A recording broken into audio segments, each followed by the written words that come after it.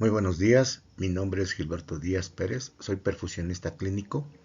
Agradezco la invitación a este módulo del Diplomado de Calidad y Seguridad en la Atención Integral e Intervenciones del Personal de Enfermería. El tema de hoy es el cuidado enfermero al paciente crítico con terapia ECMO.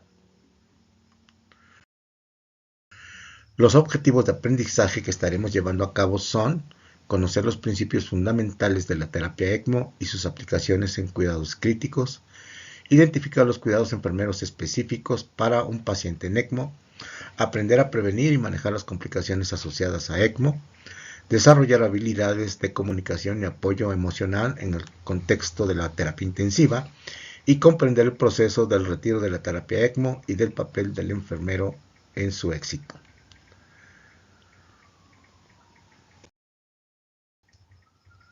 Inicialmente tenemos la introducción a la terapia ECMO. Vamos a ver la definición y principios.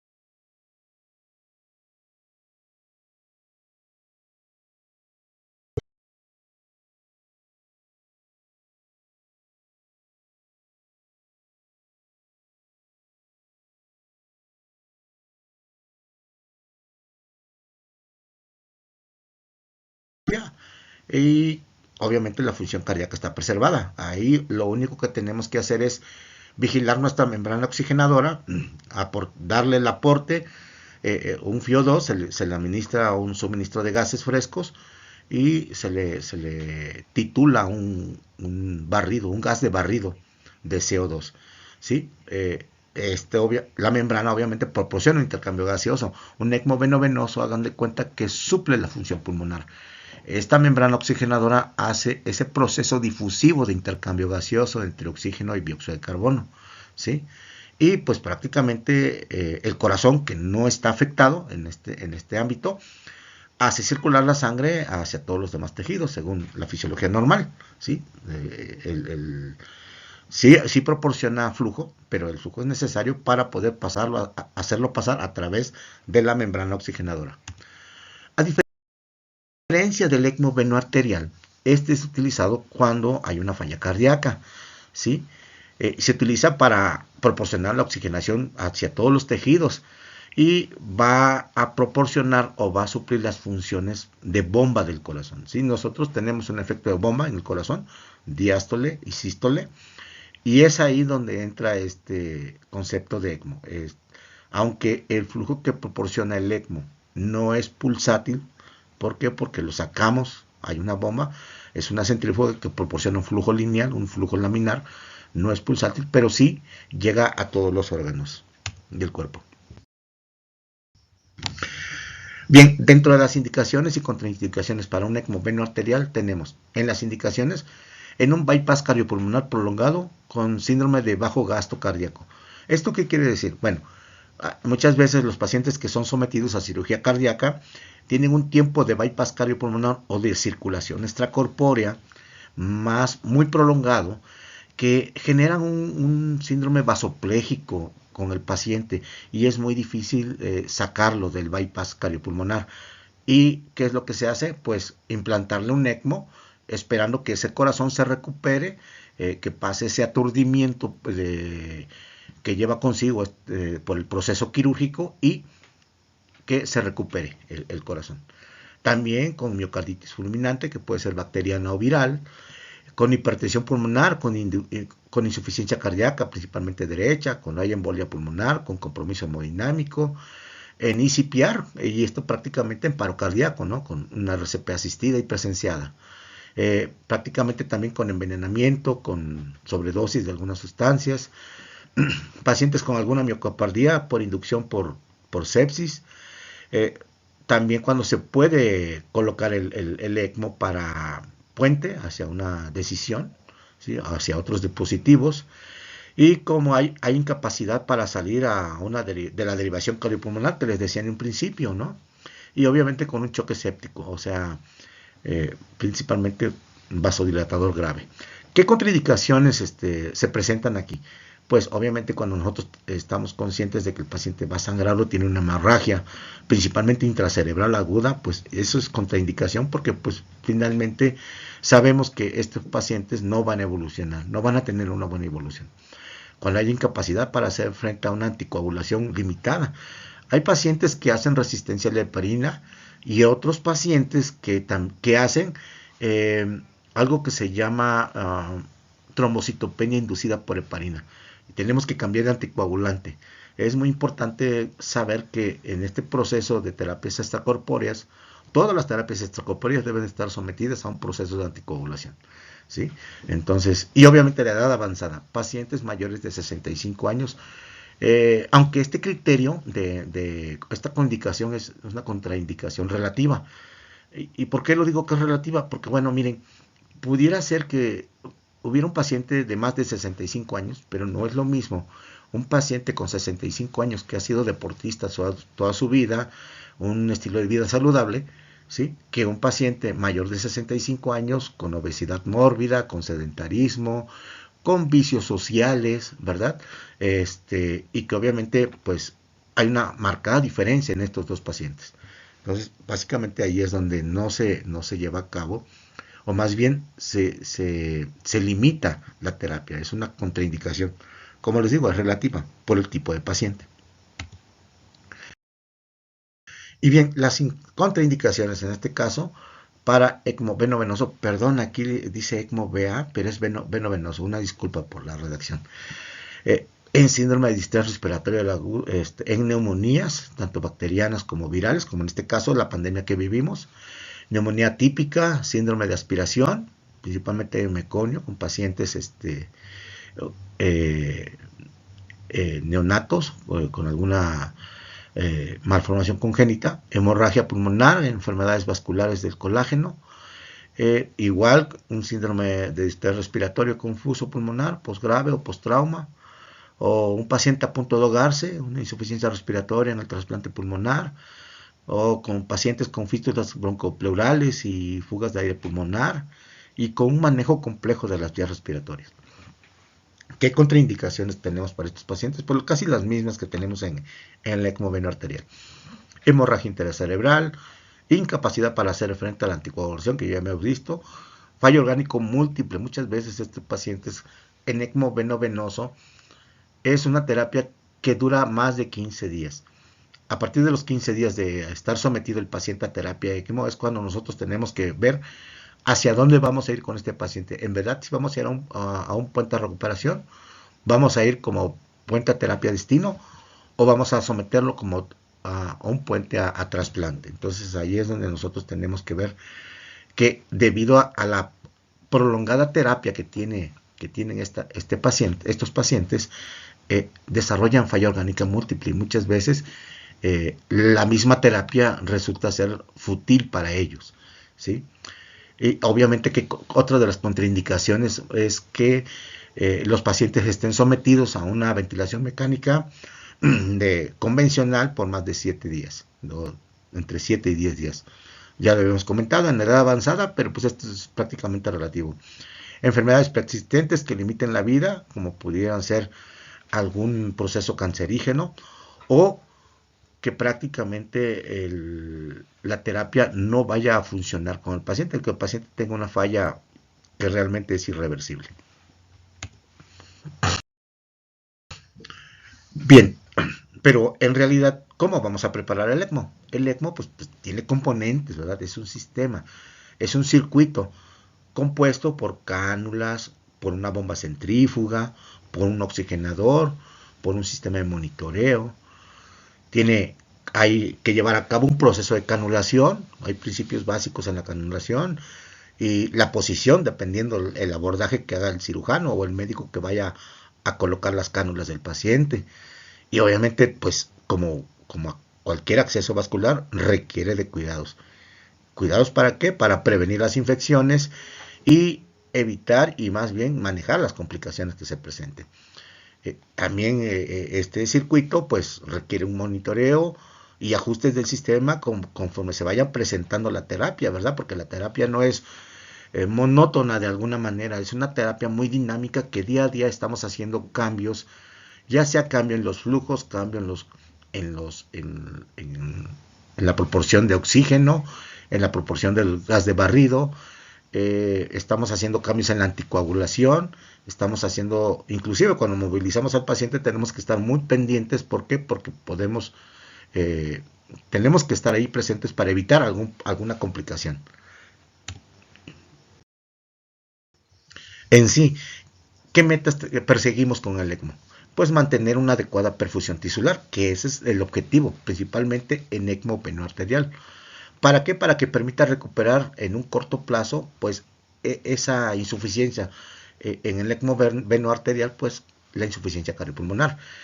Y mantener parámetros mínimos que permitan un reposo pulmonar en el caso de ECMO veno venoso, para minimizar el daño del parénquima inducido prácticamente por el ventilador y el oxígeno propiamente dicho, ¿no? ¿Qué daños podemos ocasionar, o más bien que se ocasiona con la ventilación mecánica? Pues un volutrauma, una teletrauma o un balotrauma, prácticamente, ¿no? Bien, hablando de lo que es el circuito, los componentes del sistema pues son las cánulas, la bomba centrífuga, el oxigenador y el sistema de monitoreo. Bien.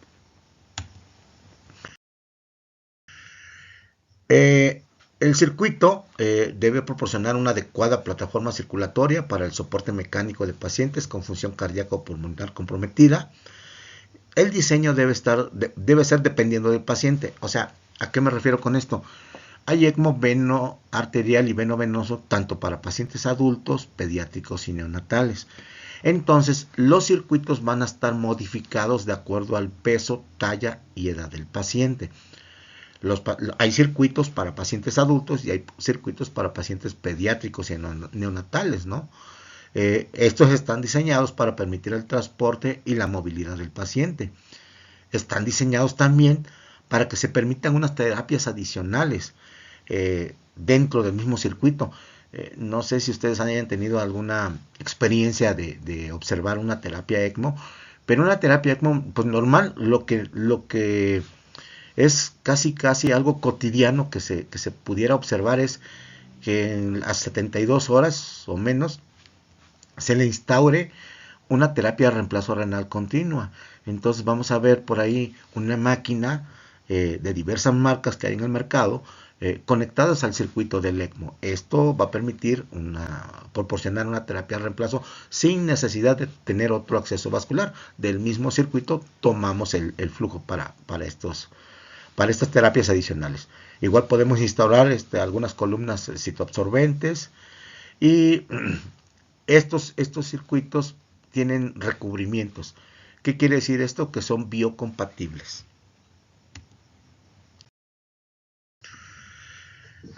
¿Qué tenemos que considerar de alguna manera? Bueno, la longitud del circuito. El circuito adulto pues tiene una extensión mucho mayor que un circuito pediátrico, ¿sí?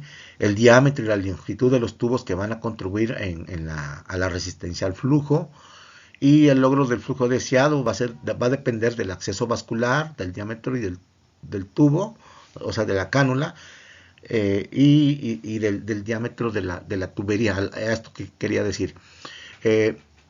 Por decir, en un paciente neonatal, el diámetro de la tubería es de un diámetro de 3,16 de pulgada.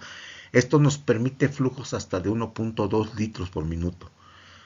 La tubería que se utiliza para pacientes pediátricos es de 1/4 de pulgada. Esto nos permite hasta un flujo de 2,5 litros por minuto, perdón. Y en los pacientes adultos, el diámetro de esta tubería es de 3/8 de pulgada.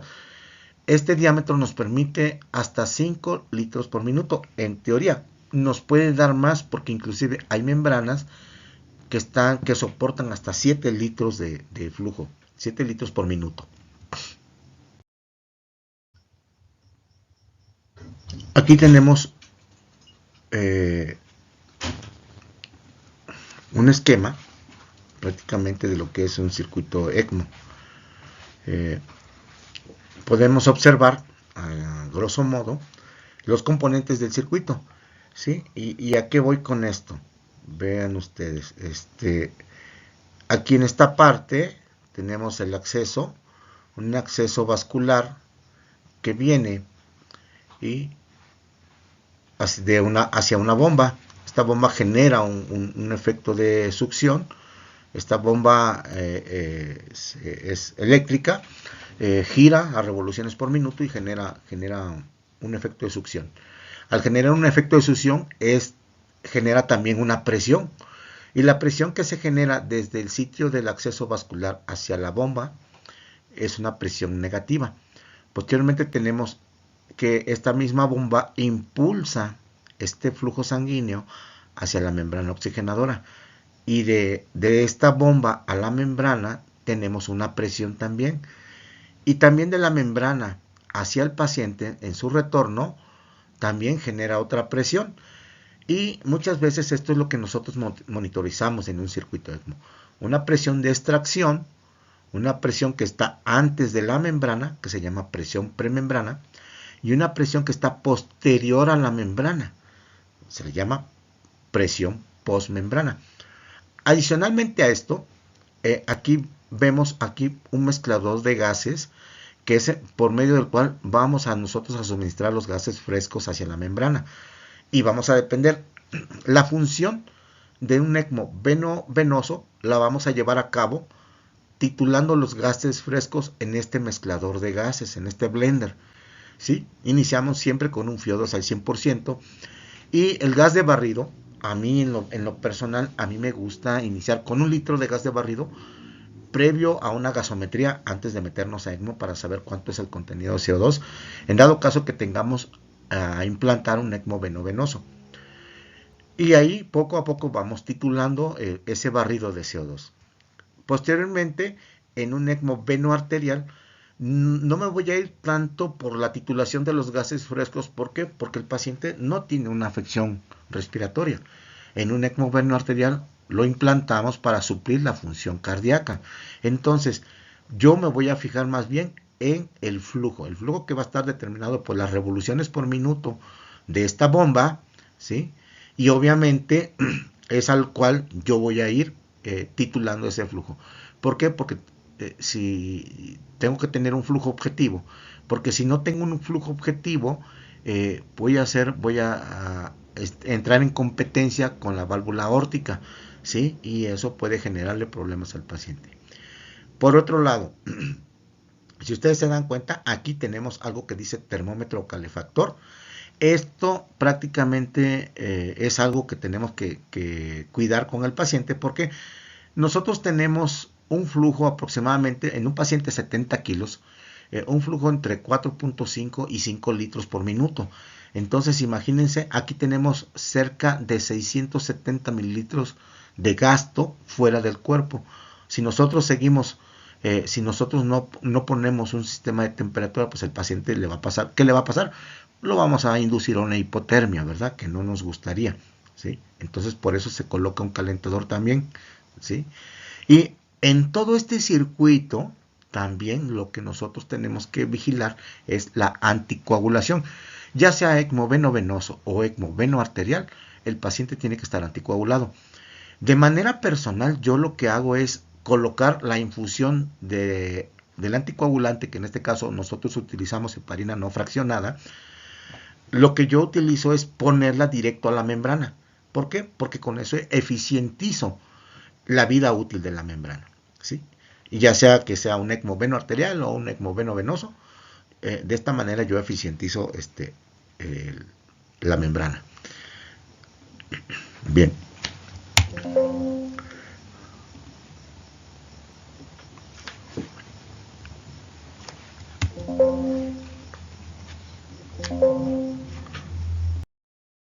Bien.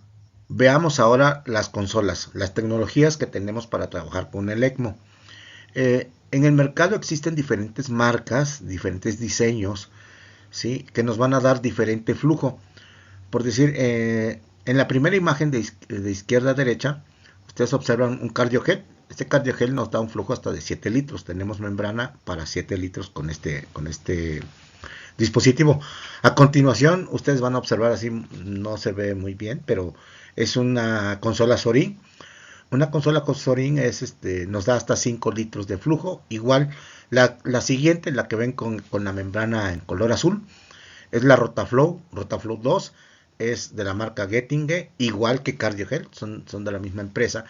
Solo que Rotaflow 2, en este caso, la empresa trató de hacer más amigable la tecnología con el usuario, ya que esta consola es transportable. Y esto quisiera que sí lo vieran ustedes. Tenemos Sorin entre estas dos tecnologías. Esa es una consola que no es transportable. Muchas veces tenemos que hacer aditamentos o maniobras fuera de etiqueta para poder transportar un paciente o llevar a cabo un traslado de un paciente con ECMO con esta tecnología. A continuación tenemos ECMO Life. ECMO Life tiene poco menos de 2 años que ingresó al país. Es una consola italiana, nos da hasta 7 litros de flujo. Colibrí es una marca, Colibrí y Carl son dos marcas, son dos consolas que no están en México, pero están en Europa y están muy, muy bien posicionadas. Luego viene otra consola que está abajo que dice límite de 10 litros. Esta no es una consola ECMO, este es un dispositivo de asistencia ventricular, ya sea izquierda o derecha, es un Centrimag. Pero bueno, durante la pandemia tuvimos nosotros, ahora sí que desabasto, tanto de membranas como de consolas, que tuvimos que también había pacientes, nuestra población mexicana es una población con tendencia a sobrepeso y a obesidad y que muchas veces requeríamos flujos más allá de 7 litros. Entonces, lo que hicimos con estos dispositivos fue colocarles una membrana oxigenadora y convertirlos en ECMO. Digo, fueron diseñados para hacer dispositivos de asistencia ventricular, ya sea izquierda o derecha, pero en este caso, si vamos a hacer un dispositivo de asistencia ventricular derecha, pues le coloco una membrana oxigenadora y lo convierto en un ECMO. Entonces, cuando requerimos de flujos más allá de 7 litros, tuvimos que utilizar este tipo de tecnología que son válidos. FDA es permitido utilizarlo para poder llevar a cabo la terapia del paciente.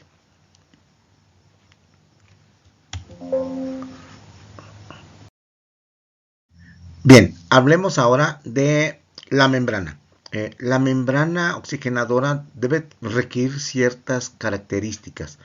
¿Y a qué me refiero con esto? Miren, una membrana de ECMO es un dispositivo de fibra hueca hecho con un material que se llama polimetilpenteno.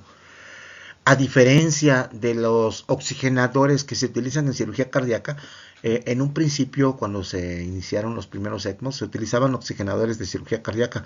Pero ¿qué creen?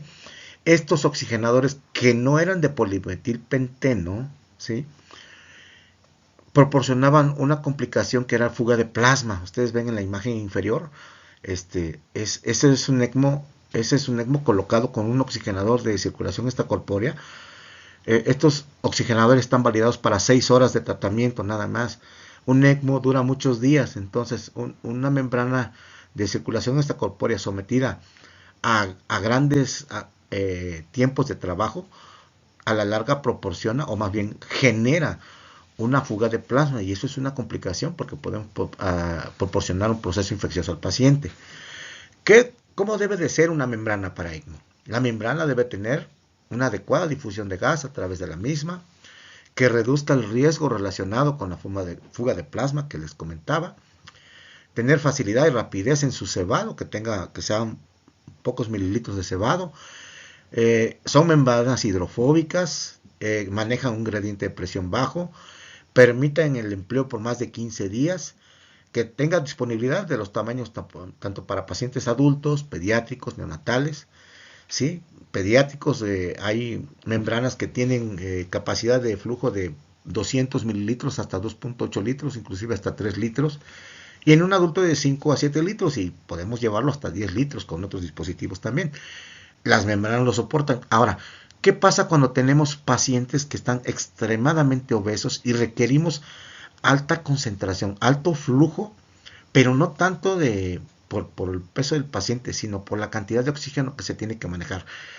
En pandemia hubo necesidad inclusive de poner 2 membranas en paralelo para poder alcanzar ese barrido de CO2 con los pacientes. Créanme que fue algo maratónico, titánico, que se hizo en muchos grupos, tanto públicos como privados, que nos dedicamos a estas situaciones de terapias de ECMO. Bien, las membranas oxigenadoras actualmente hay infinidad de marcas en el mercado. Sin embargo, las más comunes, ustedes van a ver esta membrana azul en romboidea que aparece en su margen superior izquierdo, es una membrana de Gettinger. Posteriormente está MEDOS, que tiene membranas adulto, pediátrico y neonatal. Euroset debuta en México con ECMO Life, y son membranas que también tienen membrana adulto, membrana pediátrica. Sorin con sus 2 membranas, también adultos y pediátricos. Y Chalice no ha llegado a México, también tiene membrana adulto, pediátrico y neonatal. Pero todas son de este material que les digo que es de polimetilpenteno, que de alguna manera son membranas que duran más de 15 días, son membranas que evitan la fuga de plasma en el paciente, y obviamente son membranas que están validadas por FDA. Cada membrana tiene una validez distinta de acuerdo al fabricante, ¿no? Pero la eficiencia de la membrana muchas veces sí está dada por FDA, pero también está dada por el grupo ECMO que está cuidando al paciente, ¿no? Y esto va a depender mucho tanto del perfusionista o del enfermero ECMO especialista que se va a encargar del, ahora sí, de llevar a cabo del manejo, del mantenimiento de la terapia.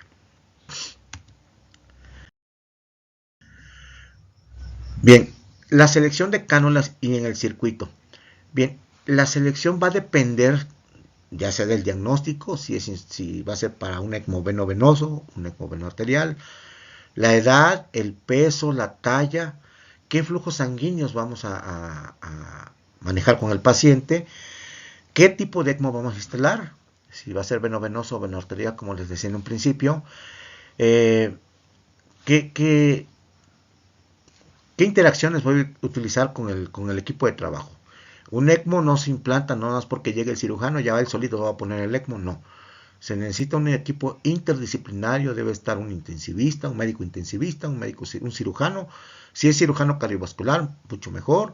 Puede ser también un médico hemodinamista, puede ser un médico intensivista con entrenamiento en canulación periférica, ¿sí? Y obviamente no puede faltar el perfusionista o el enfermero ECMO especialista. Realmente nosotros titulamos los flujos y aquí podemos observar en ECMO venoarterial, tanto para pacientes neonatos, pediátricos y adultos, los diferentes constantes que manejamos por kilogramo de peso para poder obtener un flujo. Un ejemplo, en un paciente en ECMO venoarterial adulto, utilizamos una constante de 60 mililitros por kilogramo de peso por minuto. Un paciente de 70 kilos de pesos tendrá algo así como un flujo de 4.2 litros por minuto. Y así sucesivamente con las demás entidades, ya sea pacientes pediátricos o neonatos. Y lo mismo pasa con un ECMO venovenoso. De igual manera nosotros calculamos el flujo de esta manera. Y es así como nosotros determinamos cuál va a ser nuestro flujo objetivo. Las cánulas para el ECMO. Bien, hay cánulas femorales principalmente. Un ECMO, hay ECMOs en su mayoría que son periféricos. Y por ejemplo, las cánulas que están viendo ahorita ustedes en su pantalla, en la primera imagen son cánulas venosas, ustedes van a ver más largas que las que están con el borde rojo o con el tapón rojo, mucho más pequeñas. ¿A qué voy con esto? Que obviamente como son cánulas femorales, se insertan, valga la redundancia, por la vena femoral y llegan a nivel de las venas cavas, ¿no? Entonces de ahí toman el flujo. Las venas de retorno o las cánulas arteriales, perdón, son más cortas y van a llegar a un punto en el cual no necesitan llegar hasta arriba, con que lleguen a nivel de la bifurcación de la aorta, hasta ahí se retorna el flujo. ¿Qué características tienen la membrana? ¿Qué características tienen las cánulas? Las cánulas, por ejemplo, las venosas, aparte de que son más largas, tienen más fenestras. ¿Por qué? Porque ellos son accesos de succión. Son accesos por los cuales se va a extraer ese flujo sanguíneo. Las cánulas de retorno o las cánulas arteriales son más cortas y tienen solamente un flujo unidireccional. ¿Qué quiere decir con esto? Que no tiene fenestras como las cánulas venosas y que obviamente estas únicamente van a entregar un flujo directo. Ahora bien, dentro de el cuidado que debemos de tener en poner un ECMO y más si es un ECMO venoarterial, el ECMO venoarterial se puede poner en una sola extremidad tomando vena femoral y arteria femoral, pero debemos de tener cuidado de poner esta cánula de reperfusión. Ustedes van a observar aquí, no sé si pueden seguir mi puntero, aquí hay un introductor y aquí hay una salida como si fuera una llave de 3 vías, ¿no? Sale la cánula de reperfusión y aquí llega al introductor. Se pone un introductor ¿para qué? Para poder hacer reperfusión distal, ¿sí? Esa reperfusión distal se hace con la finalidad de no producir isquemia a esa extremidad. ¿Por qué? Porque tanto la cánula venosa como la cánula arterial van a generar oclusión casi total. Es parcial, pero realmente clínicamente yo he visto que es casi total. ¿Por qué? Porque si nosotros no ponemos esta cánula de reperfusión, al rato vamos a tener una isquemia próxima y en corto plazo una necrosis de esa extremidad, poniendo en riesgo que el paciente pierda la extremidad o se le ampute la extremidad. Otro tipo de cánulas que vamos a observar también son las cánulas doble lumen. O no hay cánulas doble lumen en México. O sea, todavía ya hay empresas que las están generando, inclusive ya están dentro del país. Ahorita nada más por temas de COPERFRIS no han salido al mercado, pero ya se encuentran en México. Y estas cánulas se utilizan única y exclusivamente para ECMO veno-venoso. ¿Qué quiere decir? Que nada más vamos a utilizar un solo acceso y normalmente el acceso que utiliza es la yugular.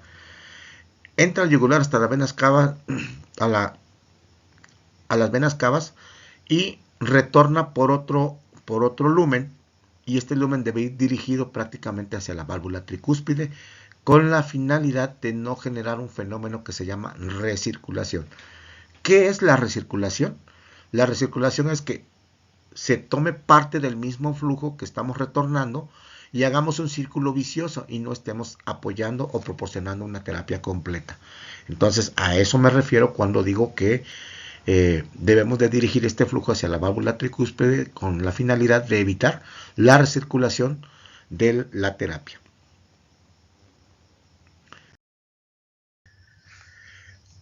Como les comentaba hace rato en el circuito, en el diagrama que vimos del circuito de ECMO, tenemos que atender la termorregulación. ¿Ya qué me refiero con esto? Que bueno, si nosotros sacamos un flujo y un débito de gasto del paciente y lo sometemos a una terapia extracorpórea, obviamente que el paciente va a sufrir de hipotermia. Y entonces nosotros tenemos que colocar un calentador o un intercambiador de temperatura a fin de contrarrestar esta hipotermia que sí o sí va a desarrollar el paciente. Entonces, ¿esto qué quiere decir?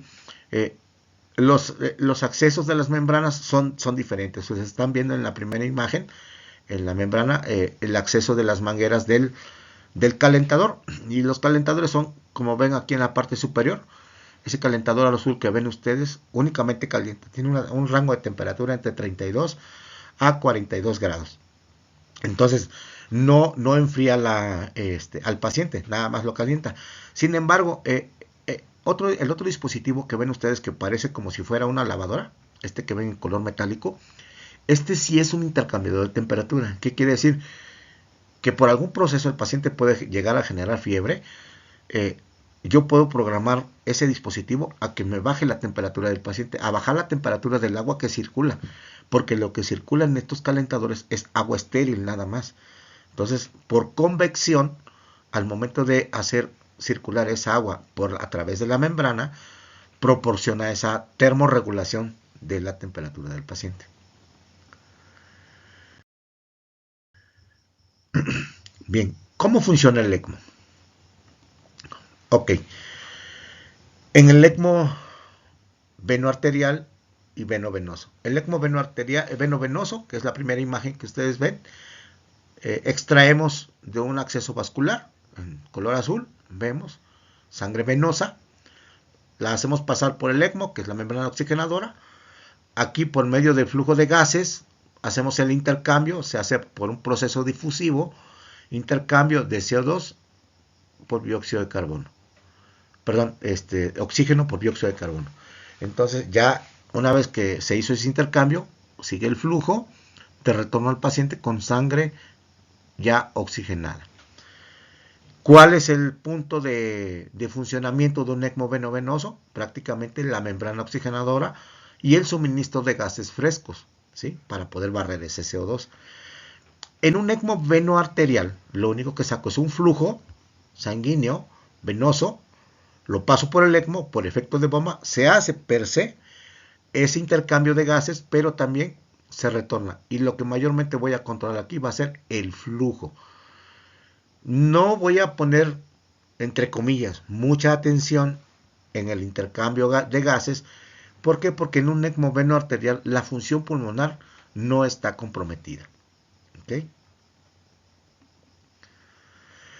¿Y cómo funciona esto? Bueno, ¿cómo es que se lleva a cabo ese proceso difusivo? Pues bueno, la membrana tiene tres corrientes.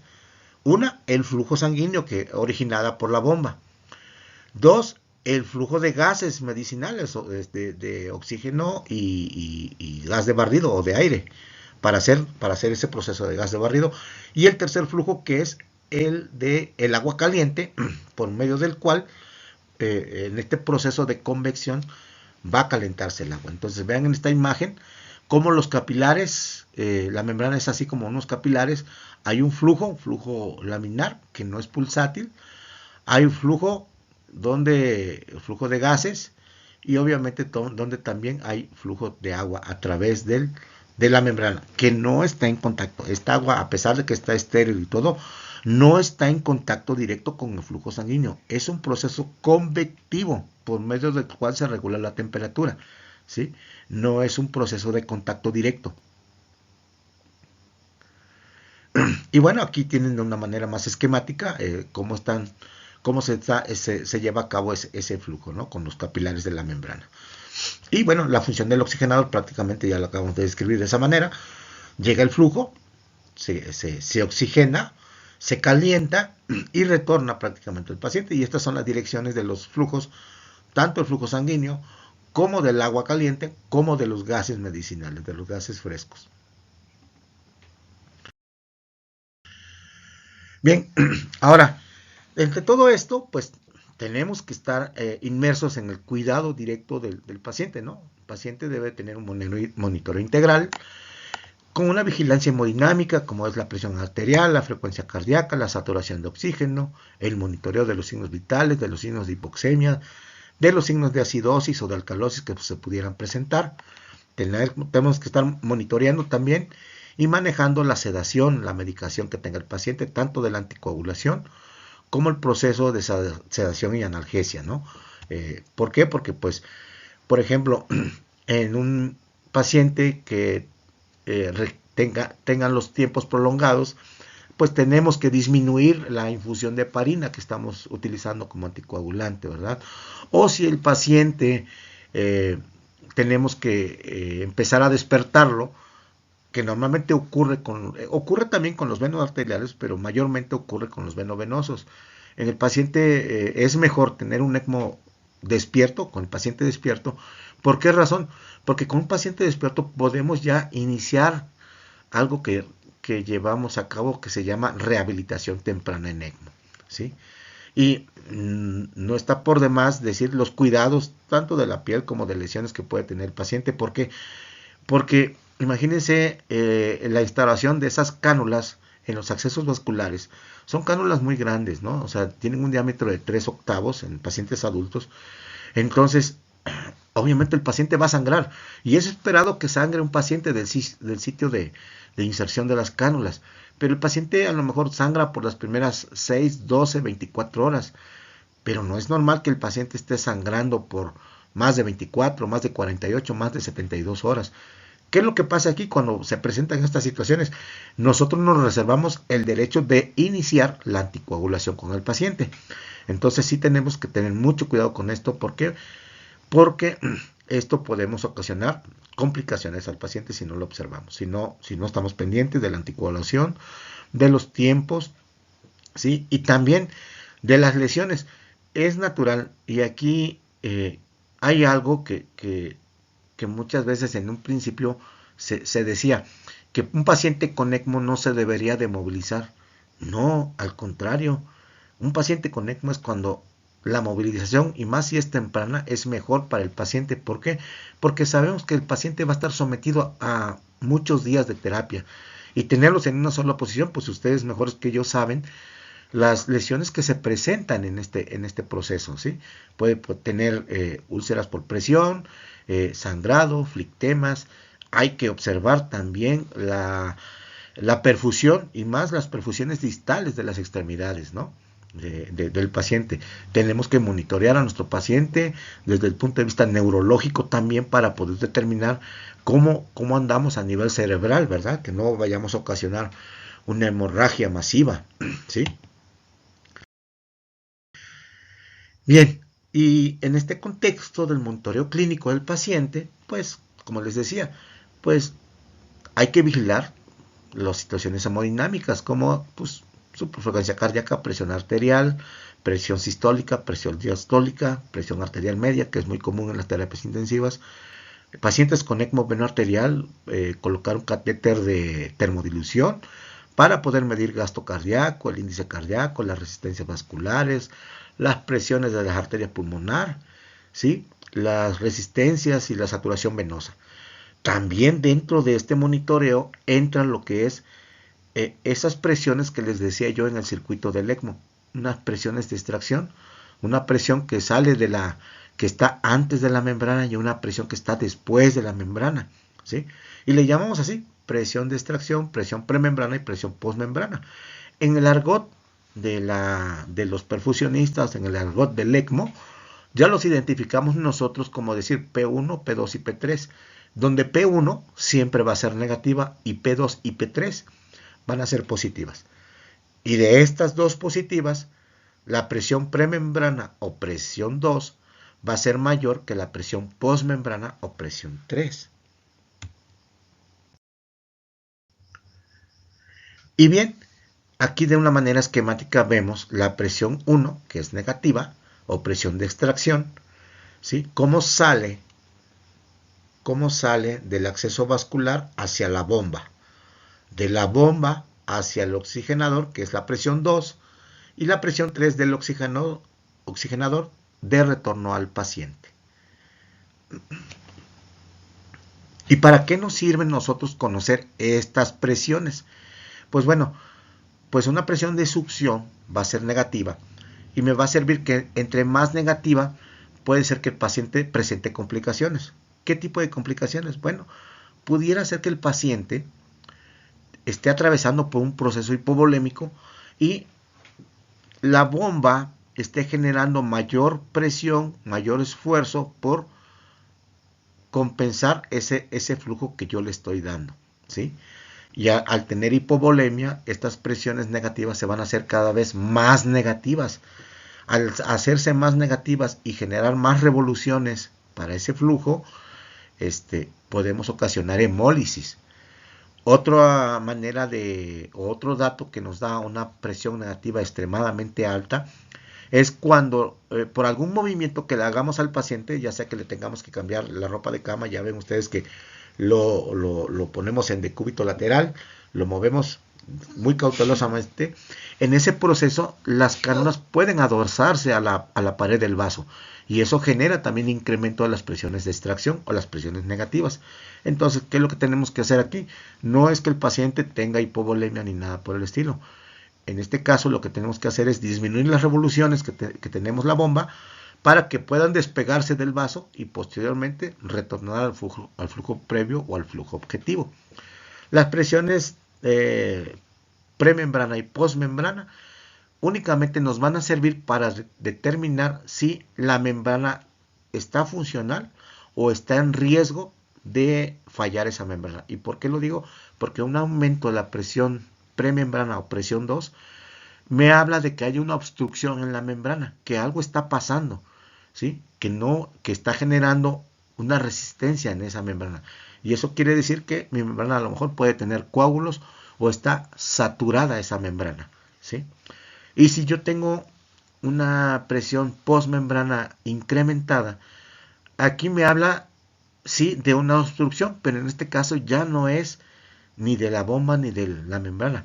Esto ya es en el trayecto hacia el paciente. Puede ser que el paciente de la cánula de retorno ya tenga un trombo en alguno de los orificios que tiene y esto está generando un aumento de las presiones. O en el otro de los casos, que la tubería de retorno esté acodada, esté doblada y esto esté generando aumento de presiones. Siempre hay que buscar la causa y corregirla. En el primer caso de hipovolemia que les decía yo del paciente, aquí lo único que tenemos que hacer es que si el paciente vemos que tiene hipovolemia, podemos hacer una restitución de líquidos, 250, 300 mililitros, una carga, Harman, y con esto muchas veces se compensa esa hipovolemia.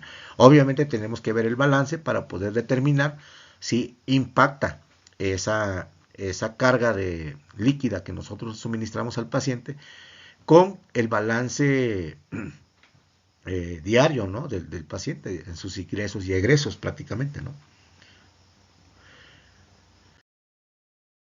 Y bien, el tener un ECMO no nos exime de tener complicaciones. Y aquí, pues prácticamente es algo muy importante saber cuáles son las complicaciones que se van a presentar y cómo las vamos a afrontar, ¿no? Principalmente podemos tener complicaciones hemorrágicas o tromboembólicas, ¿sí?, relacionadas con la anticoagulación.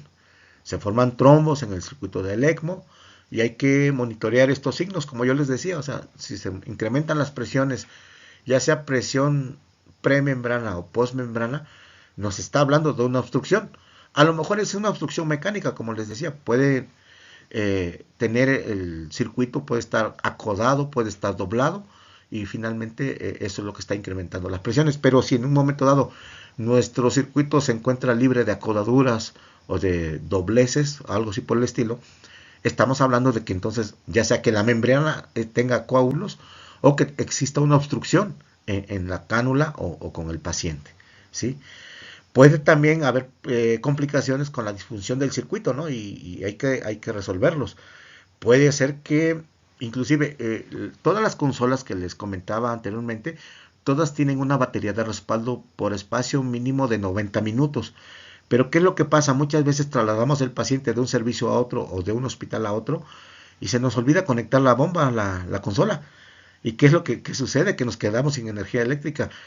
Afortunadamente los sistemas tienen un backup manual. ¿Qué quiere decir? Que si se puede ir la energía eléctrica o se descarga la consola, nosotros podemos seguir dando ese soporte en lo que corregimos lo de la corriente eléctrica. Lo podemos hacer de manera manual. La mayoría de las consolas de las tecnologías de ECMO tienen una manivela manual en la cual nosotros podemos restituir ese flujo de la manera más pronta y expedita posible, ¿sí? También hay que resolver las complicaciones. En este caso, podrían ser complicaciones relacionadas con el paciente. Que el paciente esté haciendo resistencia a la heparina, que el paciente esté haciendo o que esté desarrollando una trombocitopenia inducida por heparina, y en este caso tengamos que cambiar de anticoagulante prácticamente, ¿no? Y también complicaciones de procesos infecciosos, porque tenemos un acceso vascular muy grande y la verdad pues no está exento de tener complicaciones infecciosas el paciente, más cuando el acceso al ECMO es por vía femoral.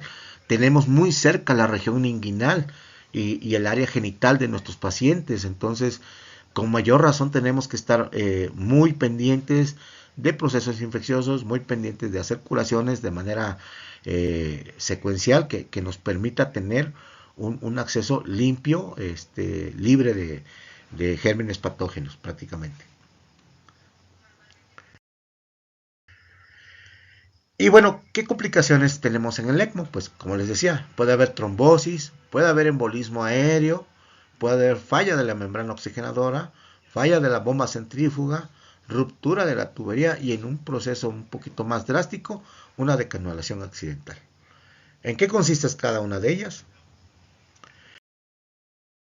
La trombosis, nosotros muchas veces cuando quitamos un ECMO, de manera muy particular, a mí me gusta hacer un lavado de la membrana de todo el circuito y vean, la primera imagen de esta membrana es una imagen de libro que muchas veces tomamos como referencia, pero pues es una membrana que en un momento se usó y vean cómo tiene coágulos, ¿sí? Y muchas veces nosotros corriendo una terapia empezamos a detectar coágulos en la membrana. Este es un cono de un ECMO Sorin que quitamos hace como 2 meses. Se me ocurrió hacerle un lavado al circuito y vean con lo que me encuentro. Un coágulo en la boca del cono centrífugo, de la bomba, ¿sí? Obviamente este circuito se cambió por disfunción, ¿no? Pero son parte de las complicaciones que se presentan y cambiar el circuito es una forma de cómo vamos a resolver esas complicaciones que se están presentando. Otra de las complicaciones es el embolismo aéreo. Normalmente ocurre en un 46% según las estadísticas de la ELSO. Pero esto muchas veces puede pasar por descuido del perfusionista o del enfermero ECMO especialista También puede pasar por alguna situación que se presente. Vamos a suponer un ejemplo. Llega nuestro camillero, va a movilizar a nuestro paciente porque le van a tomar una tomografía, o perdón, una radiografía. Hay que colocarle el chasis al paciente. En ese proceso, el camillero moviliza al paciente, él no se fija, nosotros tampoco, y puede fracturar algunas de las conexiones que tiene. Y muchas veces, más si es en el lado venoso, hay un proceso de extracción. Acuérdense que es presión negativa lo que tenemos aquí. Y obviamente si hay una vía de entrada rota, fracturada, pues va a entrar aire. ¿Qué tenemos que hacer? Pinzar y corregir la causa. Otra de las complicaciones que ya no, comúnmente no se dan es la falla de la membrana oxigenadora, que normalmente esto se daba cuando las membranas no eran de polimetilpenteno y presentaban esta situación de fuga de plasma, y esto originaba procesos infecciosos a nuestro paciente, ¿no? Entonces, prácticamente aquí ya puede ser falla de la membrana, pero ya no tanto por ¿cómo se llama? Por fuga de plasma, ¿no? Ahora falla de la membrana porque presenta coágulos, y o que en un momento dado la vida útil de la membrana ya claudicó y sea necesario cambiarla. Es ahí donde ahora ese es el motivo por el cual se presentan las fallas de la membrana, prácticamente. Y obviamente el fallo de bomba, que normalmente se van a dar por un proceso de coágulo, o que tal vez pudiera fracturarse estos conos centrífugos que generan este proceso de rotor, de movimiento, ¿sí? De flujo. Otra situación que no está por demás decirlo, y tener mucha precaución en la movilización de nuestros pacientes. ¿Por qué? Porque podemos de manera accidental romper la tubería, y como nosotros estamos manejando flujos en un paciente adulto, flujos entre 3.5, 4.5 o 5 litros por minuto, son flujos a gran presión que en un momento dado se rompe la tubería, y vean todo lo que puede ocasionar, ¿sí? Obviamente también al momento de movilizar los pacientes debemos tener mucho cuidado y mucha precaución. ¿Por qué? Porque en un movimiento no sincronizado podemos ocasionar la deconolación accidental del paciente, y en este momento el paciente está en una complicación terrible que puede ser mortal, ya que en ese momento el paciente está fuera de la asistencia ECMO. Entonces, imagínense un paciente que está en ECMO VA y está dependiente del ECMO. Se decanula, ¿qué pasa? Es como si estuviera en paro cardíaco, ¿sí? Paciente en ECMO veno-venoso dependiente de la membrana oxigenadora se decanula, y obviamente en ese momento, pues no, si tenemos el ventilador, podemos ponerlo en parámetros convencionales, pero finalmente la mayor parte del problema que tienen es a nivel de la membrana del alveolo capilar, donde no hay ese adecuado intercambio de oxígeno y dióxido de carbono. Entonces es dependiente de la membrana. Si se decanula, el paciente está en riesgo mortal, en un gran riesgo de morir en pocos minutos. Y bien, dentro de los cuidados avanzados, pues ya debemos hacer una análisis de los gases, en este caso con una gasometría arterial, y obviamente también manejo del equilibrio ácido-base. ¿Por qué? Porque tenemos que nosotros saber si estamos en un ECMO veno-venoso, ir titulando ese CO2. ¿Cómo lo vamos a ir titulando? Pues vamos a tomar gasometrías arteriales, ver cómo maneja o los niveles de CO2 que tenga nuestro paciente, y poderlos titular con el suministro de gases frescos, principalmente con el gas de barrido. Obviamente con el paciente veno arterial, pues vamos a titular el flujo o el soporte con las revoluciones que le vamos a dar a esa máquina para generar este flujo. Obviamente no debemos pasar por alto el soporte nutricional que va a tener el paciente. ¿Por qué? Porque el paciente está sometido a un proceso hipercatabólico, entonces el paciente está consumiendo mucha energía. Entonces también se requiere tener este proceso de nutrición, y si es enteral, mucho que mejor. ¿Por qué digo mucho que mejor? Porque restituir la alimentación enteral facilita mucho, a diferencia de la nutrición parenteral. ¿Por qué? Porque grandes sustancias, principalmente los lípidos, en la nutrición parenteral son secuestrados por la membrana oxigenadora. Entonces, sí es mejor, es más conveniente iniciar por una terapia nutricional, de preferencia enteral, con una zona nasogástrica, una zona nasoyeyunal, ¿sí? En la cual podamos proporcionarle al paciente ese requerimiento calórico que requiere día a día. Y obviamente hay que tener una comunicación con todos nuestros pacientes, con todo, obviamente cuando estén despiertos, ¿verdad? Con todo el equipo multidisciplinario, porque no nada más es el médico, el intensivista, el perfusionista, el enfermero, no.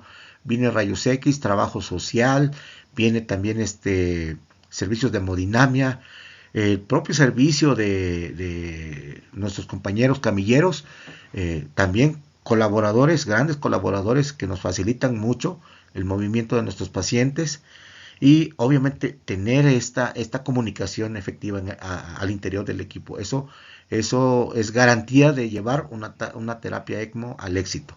¿Sí? Una terapia ECMO no se hace nada más por el intensivista, por el médico cardiovascular, por el perfusionista, por el ECMO especialista, no. Es todo un conjunto, por eso se llama equipo. ¿Sí? Y bien, pues todos quisiéramos tener también, evaluar ya el retiro de las cánulas, el destete, y esto se da prácticamente cuando ya tenemos en un paciente, empezamos a hacer pruebas de retiro.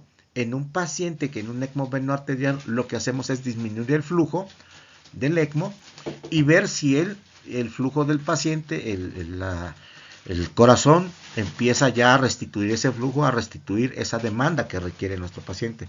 En un paciente venoso, lo que nosotros vamos a hacer prácticamente es disminuir el aporte del suministro de gases y ver si el paciente puede soportar con la ventilación o que se haya recuperado prácticamente ese pulmón, ¿sí? Y asegurar de una manera eficiente la retirada del soporte. No nada más porque digamos, ya el paciente ya no necesita el ECMO, ya se cumplió el objetivo, ya se rehabilitó o el corazón volvió a su manejo habitual, el pulmón ya está funcionando adecuadamente, ya lo voy a quitar. No, se necesita nuevamente a todo el equipo que implantó el ECMO para poder retirarlo, ¿sí? ¿Por qué? Porque pudiera ser que se retira el ECMO y sea un retiro infructuoso. Normalmente se deja de guardia la consola y una membrana extra durante las primeras 24 horas como centinela, a fin de que podamos nosotros tener garantía de que si lo requiere, de la manera más expedita posible, hacemos el cebado de la membrana y volvemos a reinstalar el ECMO. Pero obviamente a estas alturas nosotros ya evaluamos que el paciente pues ya no requiere el ECMO. Entonces sí, muchas veces tardamos un ECMO venoarterial durante alrededor de 7 a 10 días, un ECMO venoso después de 15 días, hemos tenido ECMOs hasta por 50, 60 días de tratamiento, pero pues lo han requerido los pacientes y muchos de estos pacientes hoy están felices en su casa y nosotros con la satisfacción del deber cumplido de haber colaborado en su rehabilitación. Este video que ustedes están viendo es un video que el que habla hizo de un curso de donación en asistolia controlada que se utiliza prácticamente para preservar órganos en normotermia con fines de trasplante. Es aquí donde yo les decía que se requiere el ECMO en donación en asistolia, pero ya de la parte del donador, ya del paciente que está requiriendo, que está donando sus órganos y que obviamente requieren implantarlos. Y en normotermia nosotros lo que hacemos es disminuir o atenuar esas complicaciones del proceso de isquemia-reperfusión. ¿Por qué? Porque miren, ¿cómo hacemos nosotros o cómo se hace habitualmente un trasplante? O la procuración de un órgano, más bien dicho. ¿Qué es lo que se hace? El donador, una vez que fallece, se le extraen los órganos y una vez que se hace el exitus del órgano, se pone en una hielera y se transporta. Entonces, primero está caliente, luego está frío y luego vuelve a estar caliente al momento del implante. Entonces, ahí es donde se lleva a cabo este proceso de isquemia reperfusión. Este proceso de tiempo, el órgano sufre muchos daños. Entonces, ¿qué es lo mejor para el paciente? ¿Tener un órgano frío o tener un órgano en normotermia? Pues tener un órgano en normotermia, ¿verdad? Entonces, lo que nosotros hacemos con la donación en asistolia controlada es hacer un proceso que se llama perfusión regional normotérmica, ¿sí? Y bueno, ya en otro momento, en otra plática, les hablaré acerca de esta situación del ECMO en donación en asistolia controlada. Normalmente esto no se da en nuestro país, estamos trabajando apenas en esto, estamos por instaurar las guías de práctica clínica por parte del Senatra para que podamos llevar a cabo esta terapia. Hoy esta terapia se utiliza en Estados Unidos, en algunos países latinoamericanos y en la mayor parte de Europa.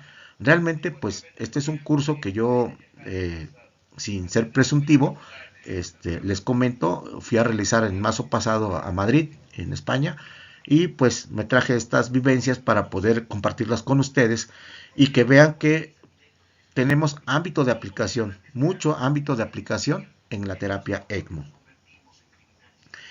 Y bien, hoy en día existe mucha bibliografía ya de que habla de la terapia ECMO. Ya no podemos decir que no encontramos bibliografía, artículos, de todo. Hay mucha bibliografía que hoy en día habla de ECMO. Estamos obligados a leerla, estamos obligados a documentarnos, estamos obligados a prepararnos. Y la verdad, para mí ha sido un honor, un grato satisfacción de proporcionarles esta charla, esta plática, y espero que haya sido de mucha ayuda para todos ustedes. Eh, Aprovecho este tiempo para las preguntas que sean necesarias.